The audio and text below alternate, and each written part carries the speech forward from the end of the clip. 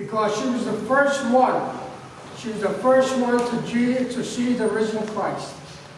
When Jesus was put in the grave, she went to anoint him with the fragrance, and she was the first one that saw Jesus. And again, it's a woman who was the first to see Christ. It was a woman that gave birth to Christ. So how God honors women is amazing. If you read the gospel and see and look through between the lines, you'll see how women are kind of exalted in the gospel and what that means. And today we celebrate Mother's Day, isn't that something? Yeah. So anyway, why the egg?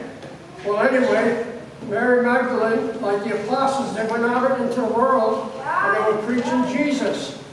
And somehow she wound up in Rome, and there was an emperor, his name was Nero, and he was persecuting Christians there. She knew who was there, and he answered, he said, "What is this Christianity? How come people who is he?" And she said, "He's the risen Christ." And she happened to ask him for an egg. It was just a regular egg. And he says, "You know who he is? He is the one who was crucified, and he was put in the tomb." The egg represents a tomb. But he rose. In other words, an egg also has life in it, like the chick. That's life. When an egg hatches, that's life. So Jesus was buried in the tomb, and then the angels took the stone and rolled it back, and he came out alive. He was alive. And as she was saying that to Nero, the egg turned red. Why? The blood of Christ, as he said. The blood of Christ. So in our tradition, the Greek tradition, Russians have a different tradition. Other denominations have different traditions, which are all fine. They decorate their eggs the way they do. Why do the Greeks only dye the egg red? Because of the tradition of Mary Magdalene going to the emperor and explaining who Jesus is, the one who was crucified and the one who is risen. And the egg represents the tomb.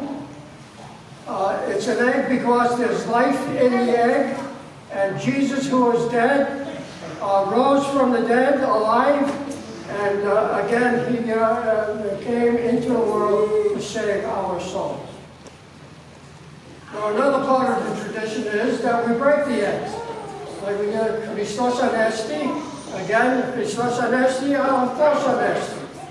And believe it or not, we always say, well, gee, my egg didn't break. But the winner really is when the egg breaks.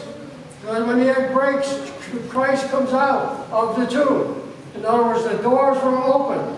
That's what we do. It represents the opening of the tomb. We say, Christ is risen. Yes. And then we crack it. Again, the tomb was open, and Christ comes out of the tomb. So it's again a tradition of our church. Many people don't know it. I think you know it now, that we have this.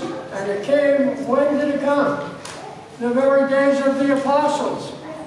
This is a tradition of Mary Magdalene going to Rome, and the egg was, again, understood to be a symbol of Easter, of Christ being crucified, buried, and come alive from the tomb. So that's how we get our tradition. I want you to remember that.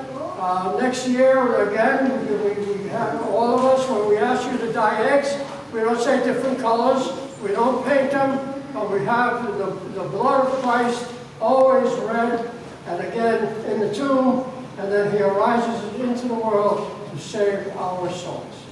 Isn't that a beautiful story? Yes, absolutely. Beautiful story. Mary Magdalene, the first to see Christ, showing the red egg, symbolizing our Lord. And God bless you all.